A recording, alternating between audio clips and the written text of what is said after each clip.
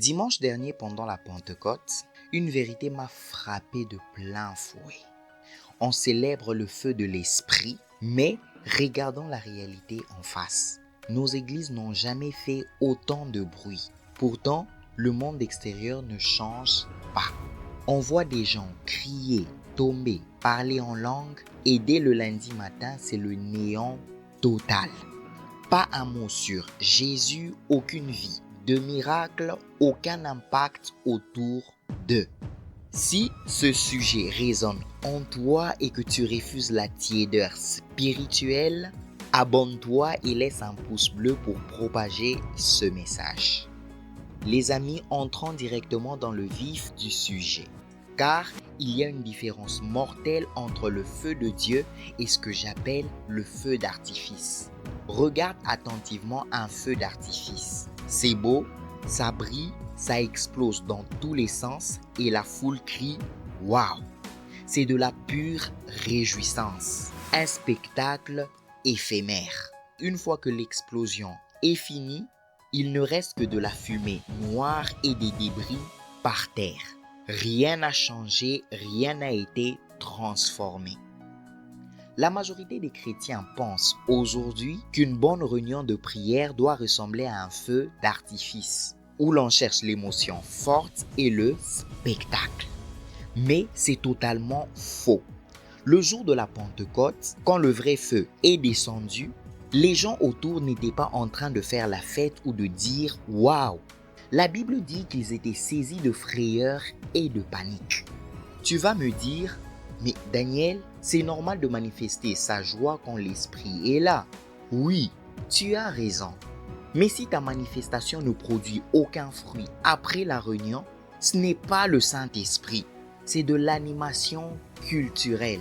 Le vrai feu ne vient pas pour amuser la galerie, il vient pour consumer le péché et briser les chaînes.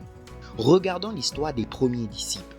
Ils n'avaient pas des méga-églises, pas de sonos de dernière génération, pas de stratégie de marketing.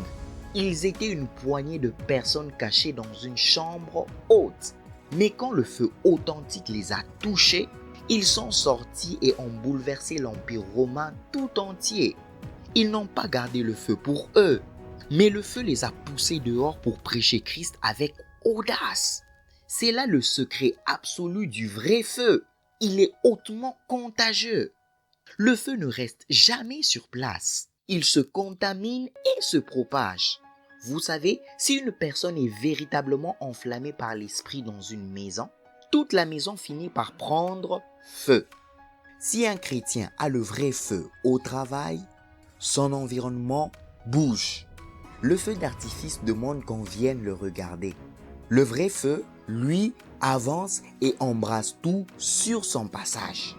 Si ta spiritualité dépend uniquement de l'ambiance du dimanche, tu as un feu d'artifice, pas le feu de la Pentecôte. Pour t'aider à examiner ta marche chrétienne et aller en profondeur, j'ai préparé un guide d'auto-évaluation spirituelle basé sur les actes des apôtres. Tu peux le télécharger gratuitement, le lien est dans la description. Les amis, je vous repose la question. Après la semaine de la Pentecôte, as-tu reçu le feu de Dieu ou as-tu assisté à un feu d'artifice émotionnel? Nos églises n'ont pas besoin de plus de spectacles. Elles ont besoin des disciples enflammés qui font trembler le camp de l'ennemi par leur vie de miracles et de sainteté. Voici ton défi immédiat pour aujourd'hui. Ferme ta porte, coupe les distractions et cherche le feu authentique dans le secret. Ne cherche pas à tomber par terre, cherche à te lever pour Christ. Va embraser ton entourage.